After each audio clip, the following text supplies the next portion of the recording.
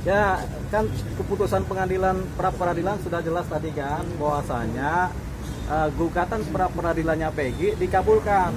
Artinya Peggy dinyatakan lepas dari posisi jeratan persangkaan, jeratan penangkapan, jeratan penahanan. Nah, dia lepas nih, diputus lepas dan dia harus bebas demi hukum, begitu. Kan begitu putusannya. Jadi sudah sampai di situ bahwasanya Peggy hari ini juga sebenarnya harus dilepaskan. Karena putusannya kan inkrah. Putusan pra peradilan itu kan berkekuatan hukum tetap pada saat dibacakan dan diputuskan. Jadi sekarang ini Peggy statusnya sudah bebas, begitu. Bebas murni, Bang? Bebas murni dong, begitu. Nah, pertanyaan tadi, kenapa ada kesalahan penyidik, begitu? Jawabannya adalah penyidik bisa salah. Jangankan penyidik, kita manusia kan bisa salah kan gitu. Nah, kita anggap penyidik lagi salah nih. Penyidik mana? Penyidik Polda Jabar. Salah apa? Ya salah dalam prosedur. Salah dalam prosedur bagaimana? Dalam prosedur penanganan perkara melalui tata cara hukum acara pidana. Begitu. Begini, ini perkara sudah 8 tahun. Sudah pernah putus inkrah. Bukti-bukti sudah pernah dimasukkan ke pengadilan. Sudah dipegang jaksa buktinya. Sudah dilihat hakim buktinya. Setelah inkrah, ada yang DPO. Tapi bukti-bukti ini mungkin dikembalikan lagi ke pihak penyidik polisi. Apakah disimpan? Kita belum tahu.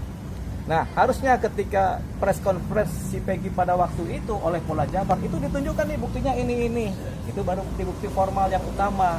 Tapi dalam press conference kan itu tidak ada. Itu satu. Yang kedua, persoalan saksi. Saksi juga tidak ada yang menyatakan bahwasanya si Peggy lah orang inilah pelakunya.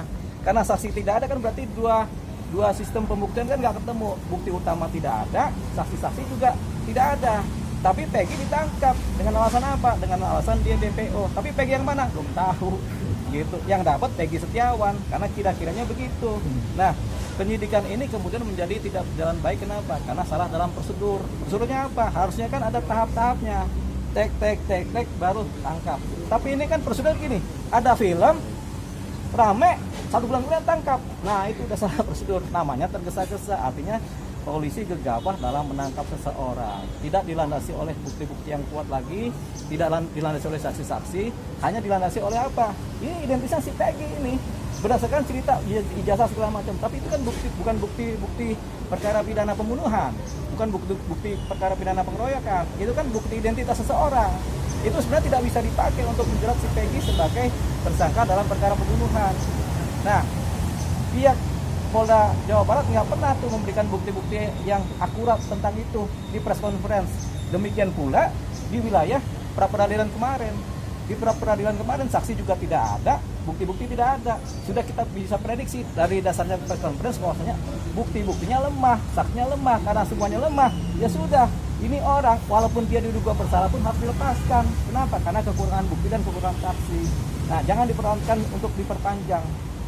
Nah, karena sudah diputus pra peradilan, tentunya kan kita semua bersyukur. Syukur puji Tuhan. Nah, bahwasanya Peggy lepas. Walaupun dia bersalah tapi dia lepas karena kurangnya bukti-bukti, kurangnya saksi. Nama baiknya tentunya direhabilitasi. Kan sudah diputus di pengadilan bahwasanya di pra peradilan kan nama baiknya harus direhabilitasi, nama dan harkat martabatnya. Bagaimana caranya? Tentu bisa lewat putusan pengadilan itu disebarluaskan, bisa juga kemudian Polda Jawa Barat kemudian mengeluarkan statement ya kepada media bahwasanya kami dengan ini memohon maaf atas tindakan kami. Kan bisa begitu. Itu kan salah satu bentuk memulihkan martabat dan harkat seseorang. Bang, kalau Peggy memilih menggugat balik gimana, Bang? Bisa digugat balik nggak, Bang? Polda Jabar, Bang? Menggugat balik, Bang, mungkin sejumlah uang itu, dituntut, Bang. Nah, ini kan putusan baru sampai rehabilitasi nama. Kalau minta ganti rugi itu bisa gugat lagi, gugatnya perdata karena terjadi kesalahan prosedur dan sudah menang pra peradilan. Teman-teman dari kuasa hukum Peggy ini kan menggugat meminta ganti rugi berapa? 15 triliun kalau mereka berani, begitu kan? Atau 15 miliar kalau mereka berani, atau secukupnya. Buat apa? Buat si Peggy yang tadinya dipenjarakan dikembalikan hak-haknya. Kasih ganti rugi uang buat apa? Buat supaya Peggy sekolah.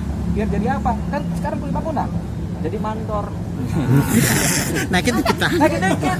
Gitu. Artinya apa? Kemampuan Polda untuk